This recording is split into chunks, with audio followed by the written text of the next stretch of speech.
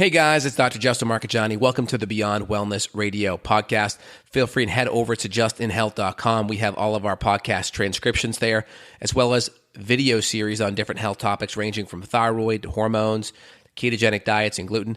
While you're there, you can also schedule a consult with myself, Dr. J, and or our colleagues and staff to help dive into any pressing health issues you really want to get to the root cause on. Again, if you enjoy the podcast, feel free and share the information with friends or family, and enjoy the show. And we are live. It's Dr. J here in the house with Evan Brand. Evan, how are we doing today, my man?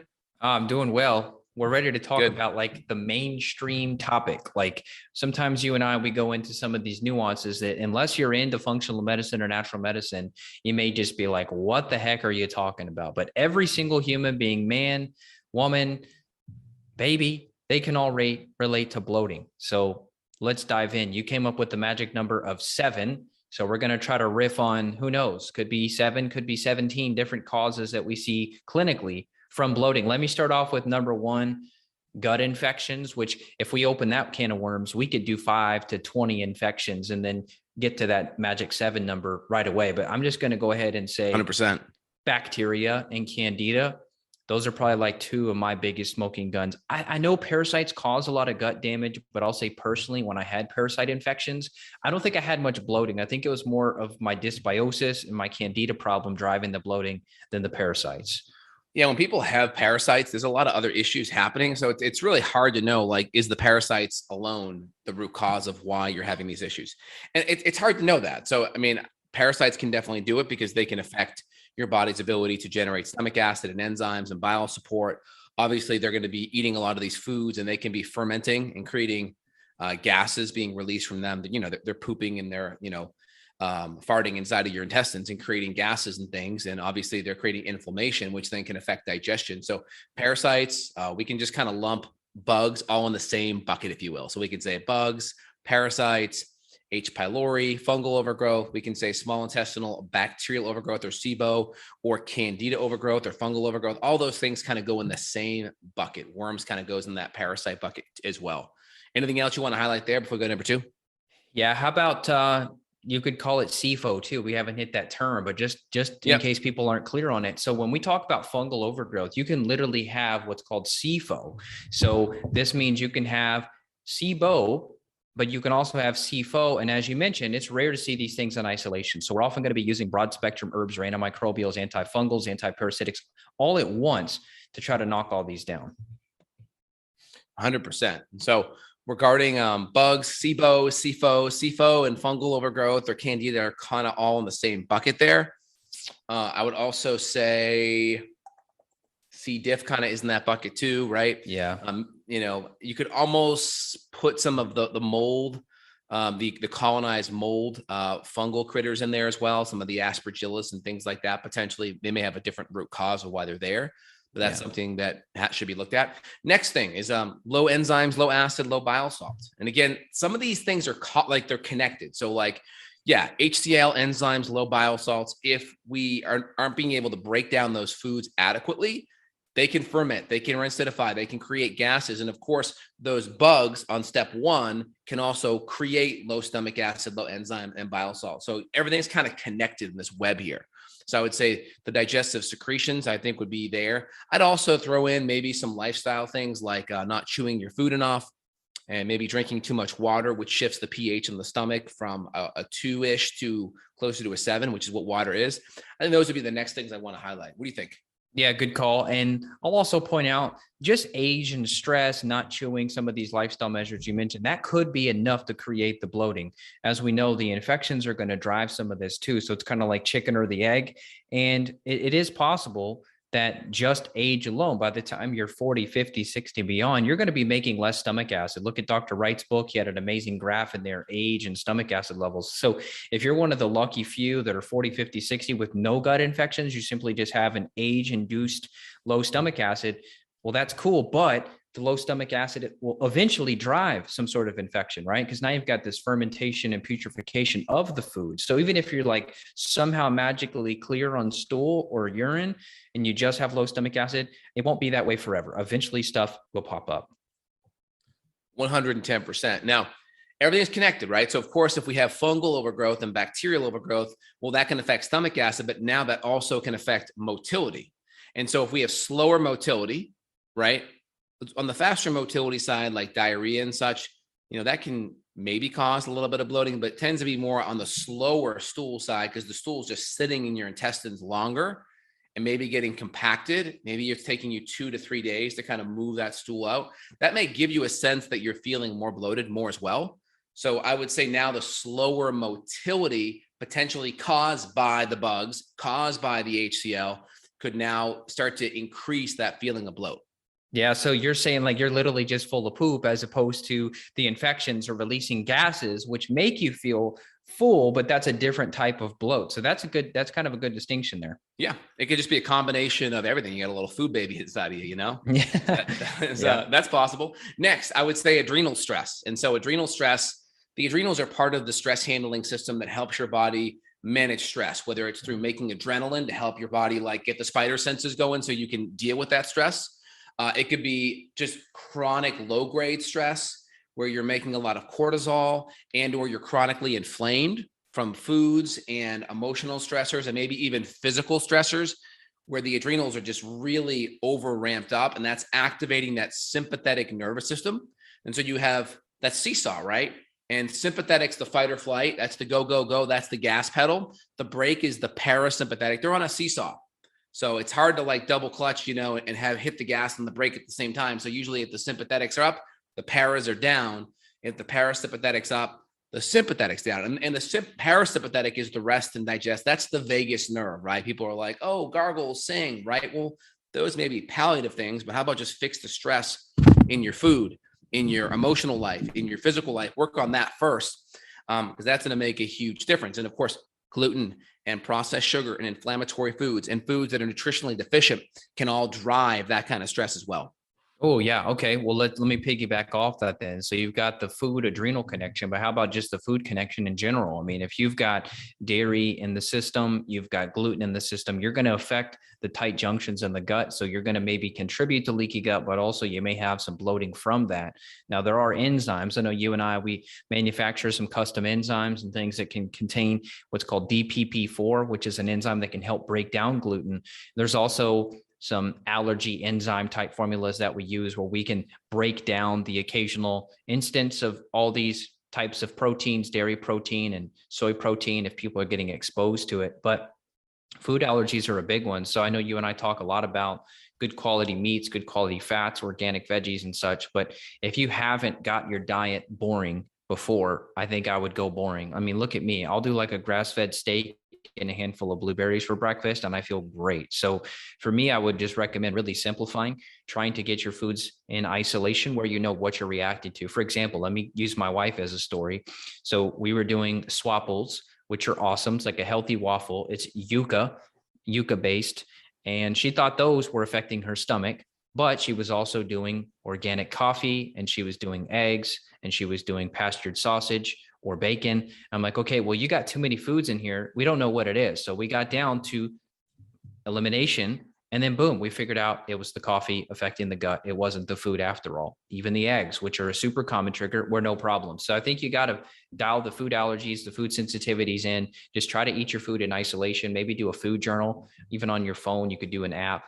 Like I use Daybook a lot to take notes, and you could just make a note, hey, eggs hurt my tummy today, or eggs got me bloated, and then you can figure out what it is. Absolutely. So the food component, just the inflammatory nature of that food, I think is also going to be a big one.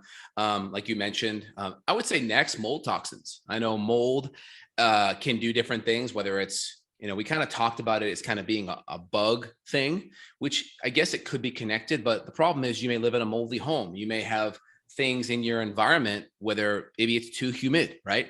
And there may be a different solution for that than fixing out your bugs, clearing out the bugs in your tummy. So we may have to go about that a different way. So I guess the mold kind of connects with the bugs, but there's also a different solution to it. So we'll put mold as a separate entity on that list. And that could be just too humid of a home. It could be a leak in the home that was never fully remediated properly. It could be lack of good quality air filtration. All of those things could play out. And of course, mold also is a sympathetic nervous system stressor as well. Definitely. And they're two different categories because you can have two different situations. You can be colonized for mold, meaning you're growing it in your gut and sinuses, or you could just be a mycotoxin reservoir. And some people are lucky enough to where maybe their immune system was able to not allow the colonization, or maybe the exposure of the mold was not too long term. Therefore, they're just a reservoir of mycotoxins, but they're not growing it. That's a better situation. It makes our job easier if that is a situation. And yeah, for sure. I mean, mycotoxins for me, it definitely affected my gut, my brain, my stool consistency. So binders really help. So if you are having bloating, but you're having more IBS type symptoms, of course, bringing in the binders, we've done podcast on that, is going to be the next step. Let's go back to hormones for a minute, because yeah, I would consider you one of the best experts in hormones. And you've taught me a lot over the years about hormones. And I know that PMS, for a lot of women, PMS is a big deal. And not only is it mood changes, but it's bloating. So can you fill us in there? What's the hormone connection outside of cortisol to bloating?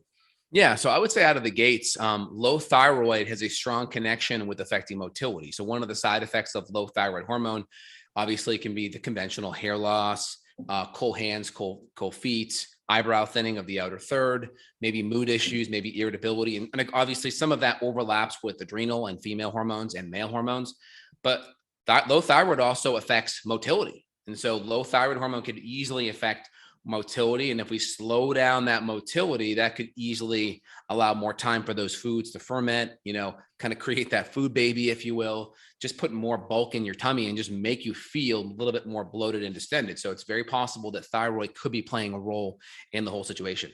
Okay, well, we talked about thyroid, and 90% of hypothyroid cases are Hashimoto's. So, I mean, we could just say Hashimoto's could be a cause. It's a roundabout way. It's a long route to get from Hashimoto's to bloating, but it does make sense. Yep, exactly. So yeah, at this stage of the game, female hormones can plug in, like if you have estrogen dominance, right? Lower progesterone, higher estrogen, relatively speaking, and or just lower hormones, that can create potential things that could affect motility via stress, via sleep. And then if those things are compounded, that can create more adrenal stress. So you can kind of like, it's kind of like the 6 degrees of bloating, right? It may not be a direct indication, but it could easily kind of dovetail 2 or 3, ways in and hit a couple of these different factors. If that makes sense. So I would say some of the female hormones, obviously some of the cortisol and adrenaline. And of course, the big one that we're hitting now is the thyroid, the low thyroid hormone. Yep. Is that number 5 or 6? I don't know. I think we got more of those. So how about just bowel obstruction? I mean, this is not going to be a common situation, but if somebody hasn't pooped in a week and they're listening to this podcast, I mean, you have to consider the possibility of bowel obstruction. Fortunately, this is pretty rare, but it does happen. Yep. 100%. And so that can definitely happen. And again, all these different things that we're talking about would be contributing factors of that, right? So that makes a big difference on that front. So we hit the enzymes, we hit the food allergens, we hit the bugs, we hit mold, we hit adrenal stress. That's 6. We hit thyroid stress. That's 7. I think we hit them all. Is there anything else you want to add as a bonus or value add for the listeners? Yeah. So any kind of autoimmune gut stuff. So celiac, Crohn's, ulcerative colitis, even diverticulitis in some cases could cause any and all of these issues we talked about in terms of bloating and stomach pain and all of that. So if you are seeing more than just bloating, you're seeing blood in the stool, or you're seeing floating stool, maybe there's a fat malabsorption issue. We could go into gallbladder potential issues there as well, where we need to use some extra bile salt. So I would just say any kind of autoimmune gut stuff is going to be a big one. Yeah, 100%. Autoimmune's going to just create more inflammation. It's going to inflame the tissue. It's going to make it more raw. The more inflammation in the tissue and the more sensitive the intestines are, the more your adrenals and your cortisol and your fight or flight system will totally get activated. I think that's a really good step out of the gates here. I think we hit a lot of good things here. So we have food, we have low enzyme, we have low acid, we have bugs, we have mold, we have adrenal stress, right? We talked about thyroid. And then the last thing we talked about is just the bowel obstruction and or the autoimmune gut stuff. So I think we hit 7 to 8 there. So a little extra. So if you guys are listening, go ahead. Let me do the outro for you today. So today's shorter, and we want your feedback because we've done, I lost track. I know my podcast is over 400 episodes. I know you and I have done hundreds together. So we want feedback on this. We're coming up on 15 minutes. How do you enjoy a 15-minute podcast? Is this all you need? Do you enjoy the 30 to 45? What do you like? Because I mean, we could always go deeper, but eventually it becomes maybe rants or tangents. Today is just like boom, boom, boom. So please go on Justin, look up maybe his Instagram page, Justin Health, or Justin Marcagiani, look him up there, look up me, Evan Brand, send us a message and let us know. Because sometimes we forget to check the reviews. But yeah, send us a message maybe on Instagram. That'd probably be the best place. We don't use the Facebooks too much because of some of the censorship going on. But anyway, check us out. Send us a message. Let us know what you think. Is a shorter and sweet and boom, boom, boom episode, is that good enough for you? Or do you want deeper dive? Let us know. And then if you need help clinically, you could reach out. Justin works around the world with tons of people, thousands of people over the years, and he can run all sorts of labs to investigate these issues. So to reach out to Dr. J, justinhealth.com.